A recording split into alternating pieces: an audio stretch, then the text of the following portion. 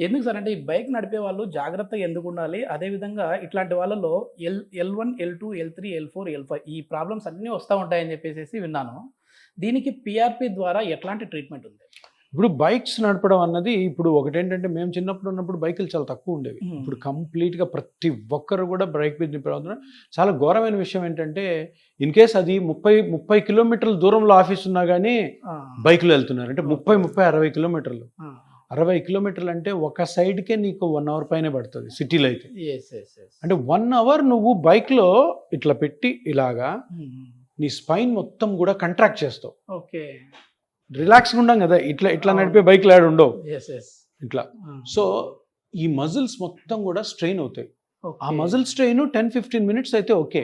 ఓహ్! 1 hour, 1.5 hour కూడా drive చేసేవాళ్ళు ఉంటారు సిటీలో. Yes, LB yes, Nagar yes. నుంచి గచ్చిబౌలికి వస్తారు. అవునవును సార్. సో అప్పుడు ఏమవుతుంది, రోజుకి దగ్గర 3 అవర్స్ వెళ్ళి రావడానికి వరకు కూడా మజిల్ టైట్ అవ్వడం వల్ల ఆ మజిల్ మధ్యలో ఉన్న స్పైనల్ కార్డ్ కానీ చుట్టుపక్కల లిగమెంట్స్ కానీ డిస్క్లు కానీ వీక్ అయ్యే అవకాశం ఉంటుంది.